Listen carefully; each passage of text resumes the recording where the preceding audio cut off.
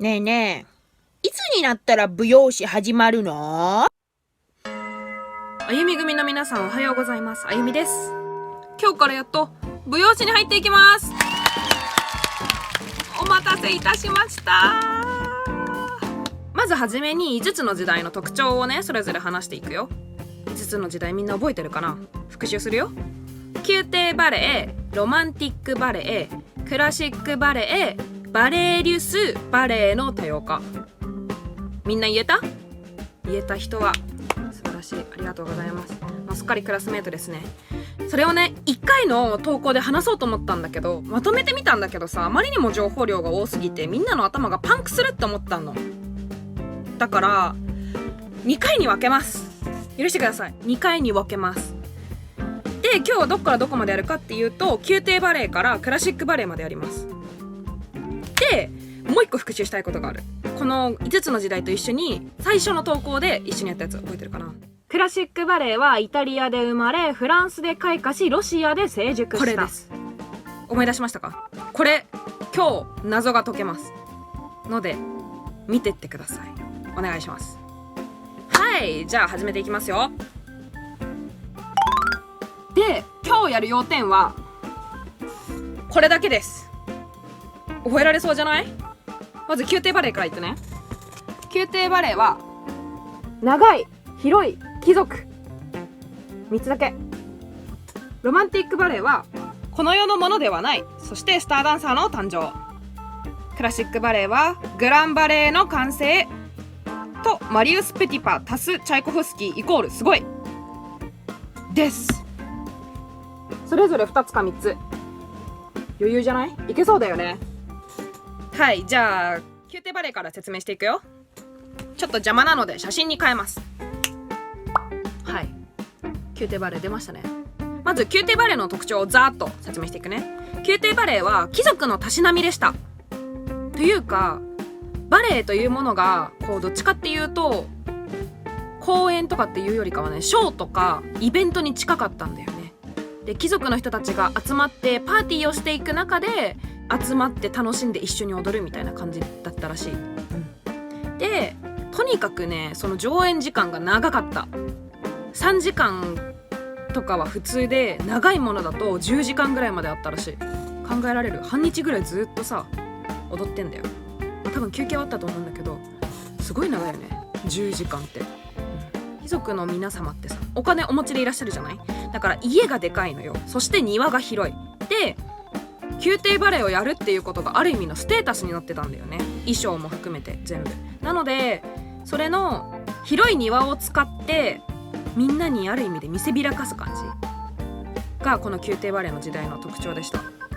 で、観客どこにいたかっていうと、庭がこうあって、その1階上のところからこうみんな上から見下ろしてたらしい。で、ダンサーの振りを楽しむっていうよりかはフォーメーションを楽しんでいたらしいんだよね。はい、そんな感じです。長い広い貴族、覚えた？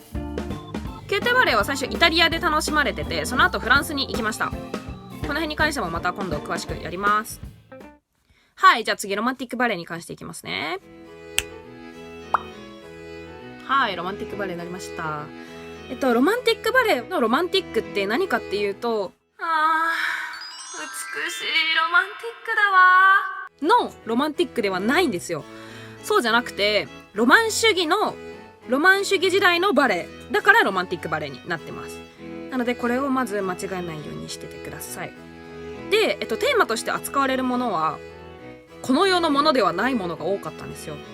何かっていうと、妖精、亡霊、異国情緒、身分違いの声、こんなものがテーマにされることが多かったんだよね。なんかきっとこう自分にはないものを求めていたりとか、ちょっと違うものを求めていた時代なんだったと思うんだよね。で、この時代になるとスターダンサーたちが誕生し始めます。例えばマリー・タリオーニとかさ、聞いたことない？このマリー・タリオーニとお父さんのフィリッポ・タリオーニがこのロマンティックバレエでは大活躍します。はい。で、現存している作品の最古のものたちがこのロマンティックバレエので生まれてるんだよね。だからまあフランスで開花しって言われてるんだけど、まあ他にもフランスで開花したっていう理由はたくさんあるんだけど、それはまた今度後ほどじっくりやっていきます。ロマンティックバレエの作品を代表作3つぐらい挙げときますね。この写真の青字は代表作です。ラッシュルフィード、ジゼル、コッペリア。ラッシュルフィードは妖精、ジゼルは亡霊と身分違いの声、コッペリアは異国情緒をそれぞれ表している作品になってます。ちょっともし見たことなくて興味あるのあったらぜひ見てみてください。どれも全幕ものです。はい、次じゃあクラシックバレエいきます。はい、クラシックバレエになりましたね。クラシックバレエはねすごいの。何がすごいってとにかくすごいんです、クラシックバレエの時代で。これはロシアで起きてるんだけど、フランスからロシアに渡ったのね。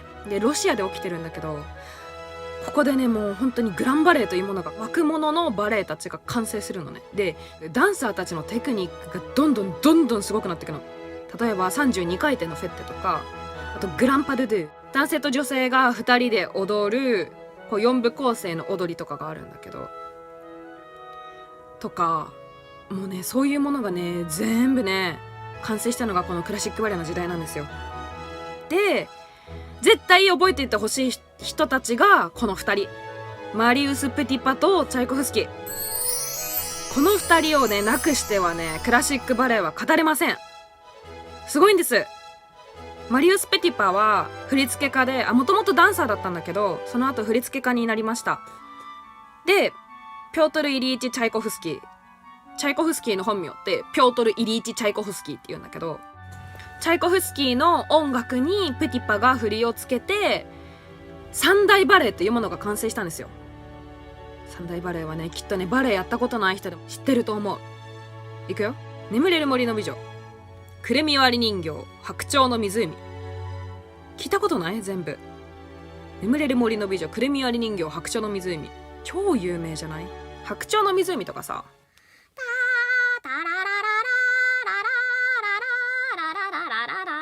ってやつで、くるみ割り人形はさ、タンタララランタンタンタンタンタンタララランタンタンタンタンってやつ。眠れる森の美女はディズニーさんにもなっているので皆様ご存知ではないでしょうかと思います。で、この前の時代までは振り付けがあって作品があっての音楽だったのね。なんだけどクラシックバレエの時代からは音楽があるところに振り付けがつけられるようになったりとか、この音楽が一つの芸術としてねどんどん認められるようになってきてる時代なんだよね。そんな時代ちょっとね語っても語りきれません。この時代に活躍したダンサーたちがプティパとチャイコフスキーの活躍を見て、それに刺激されてバレリウス時代で活躍していきます。で、代表作3つ三大バレエで出したけど、眠れる森の美女、くるみ割り人形、白鳥の湖。これだけは絶対覚えておいてください。この3つ。はい、今日はここまでです。もう一回復習するよ。宮廷バレエ、長い広い貴族。ロマンティックバレエ、この世のものではないスターダンサーの誕生。そして代表作はシルフィード、ジゼル、コッペリア。そしてクラシックバレエ、グランバレエが完成しました。マリウス・プティパ足すチャイコフスキーイコールすごい。で、2人が作った三大バレエ、眠れる森の美女、くるみ割り人形、白鳥の湖。ぜひ覚えといてください。次回は、バレエリュスとバレエの多様化2つ。そこもね盛りだくさんなんだけど話していくから、ぜひ楽しみにしておいてください。はい、じゃあまたね、バイバイ。あゆみ組の皆さんおはようございます。はじめましてじゃない。あゆみ組の皆さんおはようございます。あゆみです。はい、あゆみ組の皆さんおはようございます。あゆみです。あゆみ組の皆さんおはようございます。あゆみです。今日はね、舞踊史の5つの時代